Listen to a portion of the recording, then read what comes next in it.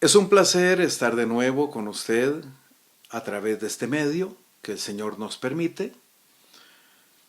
Nos hemos gozado mucho reuniéndonos en el templo y compartiendo la palabra y las alabanzas al Señor y saludándonos unos a otros, y ver a todos nuestros hermanos es una gran bendición.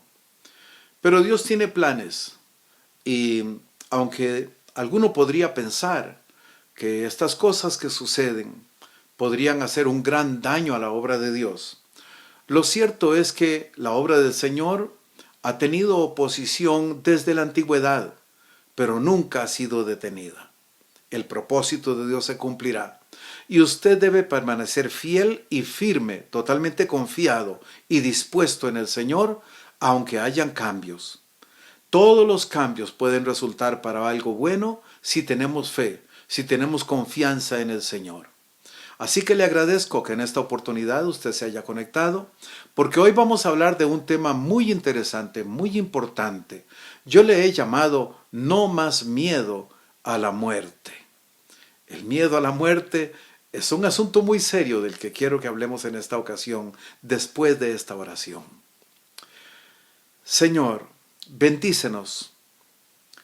Permítenos, Dios mío, que tu palabra venga a nuestras vidas y que reflexionando en este tema tengamos seguridad, crezcamos en la fe y tengamos mucho más confianza para tener días plenos, días provechosos, Señor.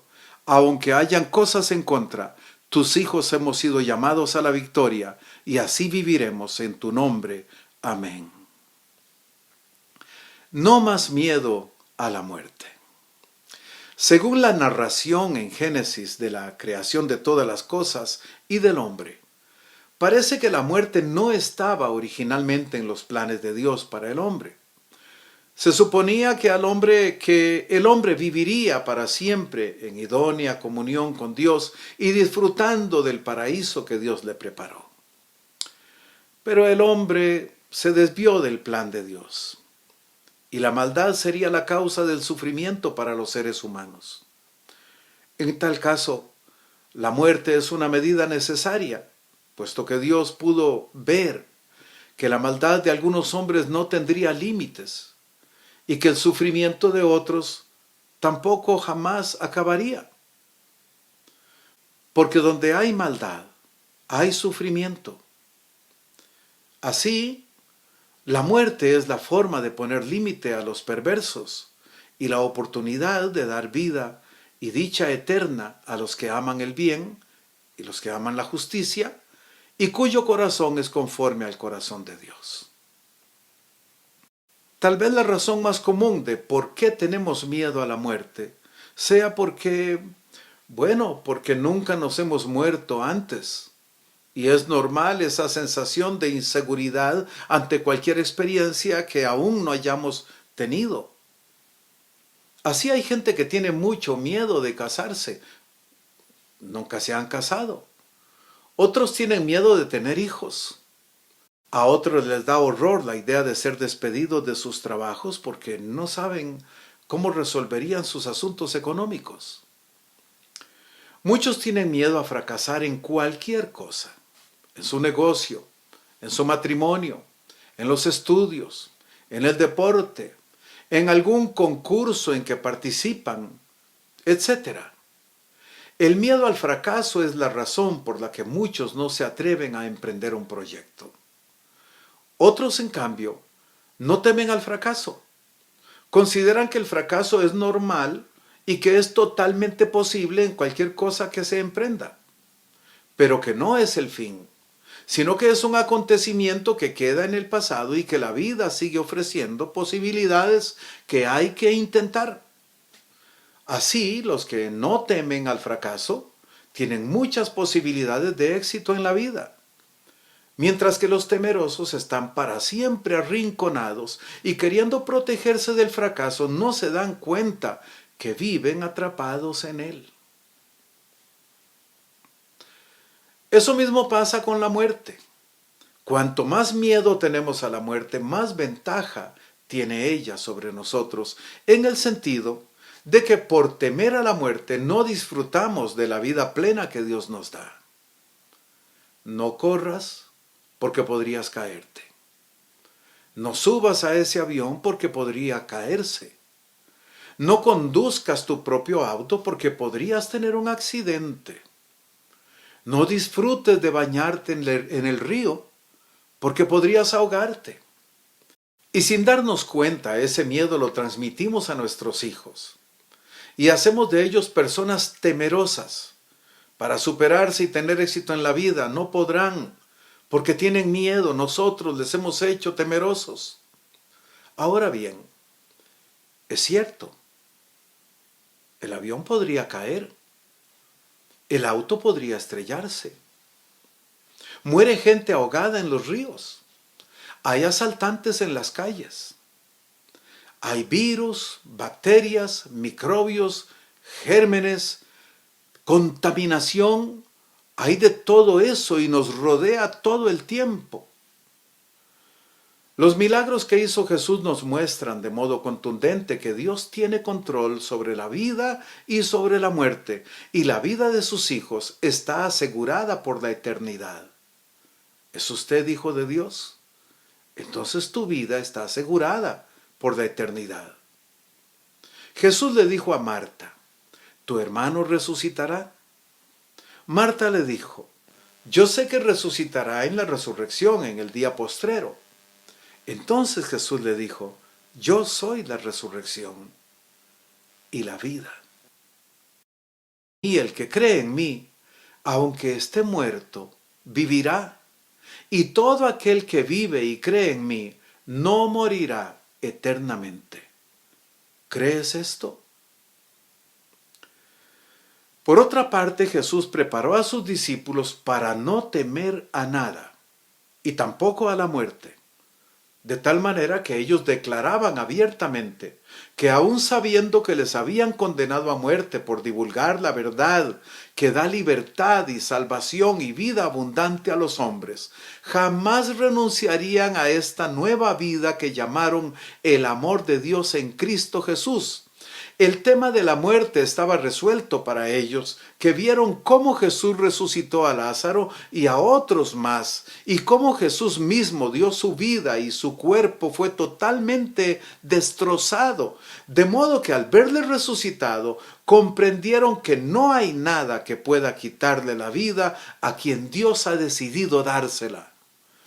Su determinación no era apegarse a la vida en este cuerpo corruptible, como si fuera la mejor alternativa, sino aprovechar esta vida al máximo, viviendo sin miedo a nada y llevando a cabo el más sublime propósito: conducir a otros a descubrir y recibir lo que ellos ya tenían, una vida actual, abundante, y la seguridad de que la muerte no tenía parte en ellos, porque la vida eterna era su recompensa. Como dice el apóstol Pablo en Romanos capítulo 6, ahora ustedes son servidores de Dios, y esto sí que es bueno, porque vivir solo para Dios asegura que tendrán la vida eterna. Y esta palabra es para usted, es para mí, es para todos los creyentes hoy día. Ustedes tienen asegurada la vida eterna. ¿Qué se siente? ¿Qué sucede cuando uno muere? El apóstol Pablo lo explica de esta manera. Dice así: sabemos que si nuestra morada terrestre, este tabernáculo, se deshiciere, tenemos en Dios un edificio, una casa no hecha de manos, eterna en los cielos.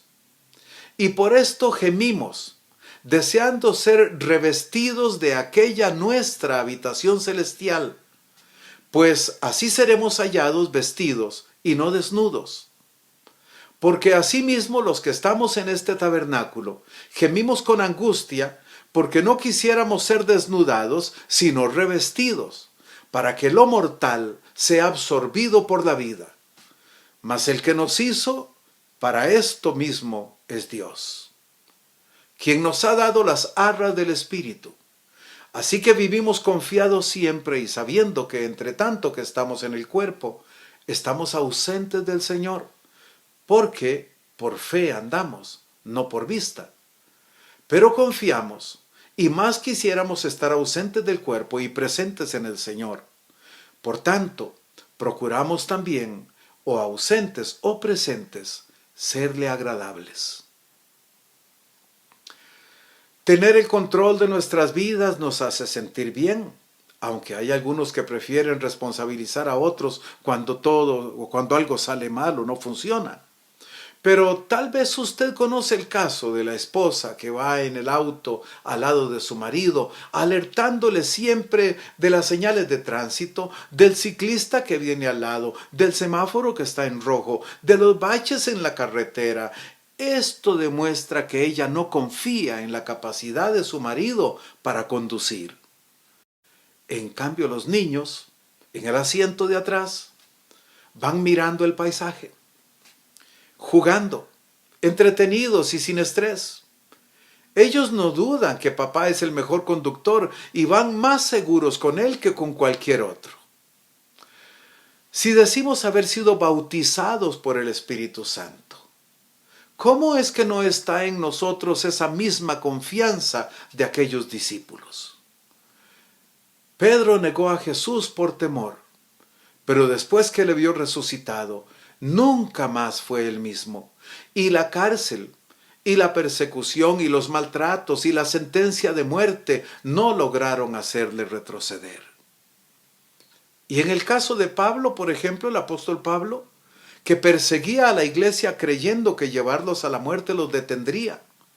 Pero cuando Jesús, resucitado, se le apareció camino a Damasco y le dijo: Saulo, ¿por qué me persigues? Dura cosa te es dar cosas contra el aguijón. Pablo comprendió que la muerte no tenía poder sobre los hijos de Dios.